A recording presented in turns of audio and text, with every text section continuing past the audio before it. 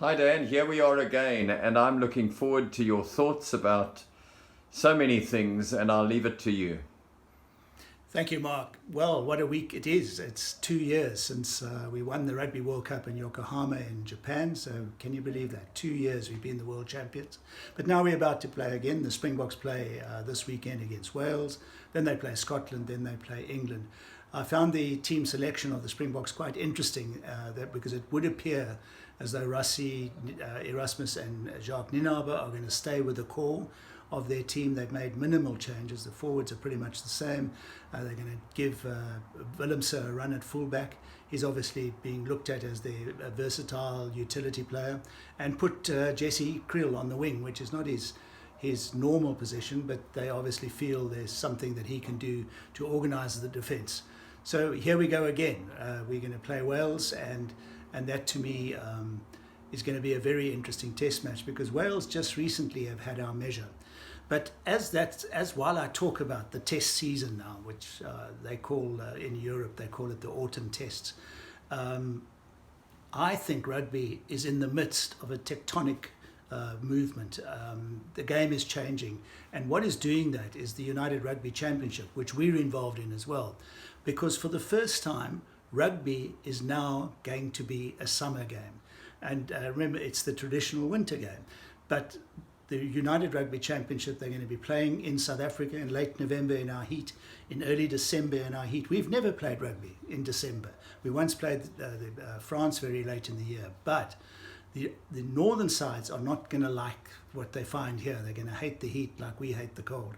And then they're going to play on Boxing Day, and then we come back into that competition early in January. So yet again, we'll be playing in our summer.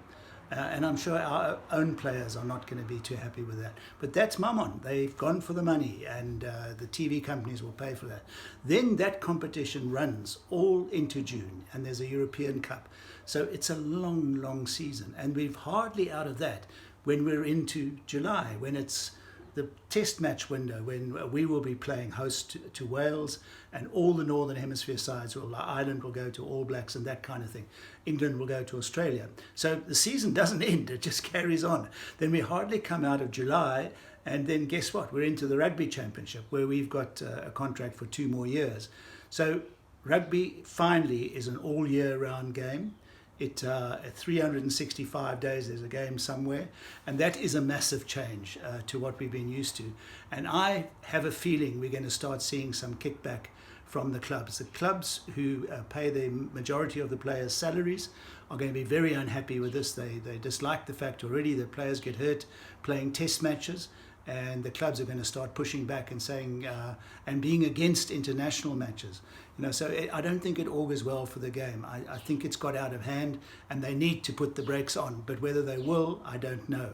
Then talking about test matches, Rassie Erasmus has been to see World Rugby, and we have no idea what happened.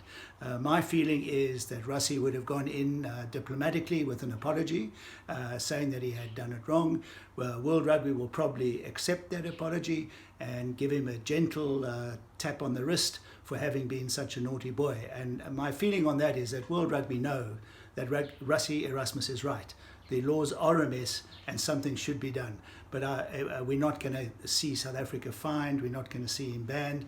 And I wouldn't be surprised if he is in the coach's box, perhaps not on the field as the water boy at the Millennium Stadium in Cardiff when we start the test match season again. So there we go. We're right into it. The Oval game is a new game. Thanks, Dan.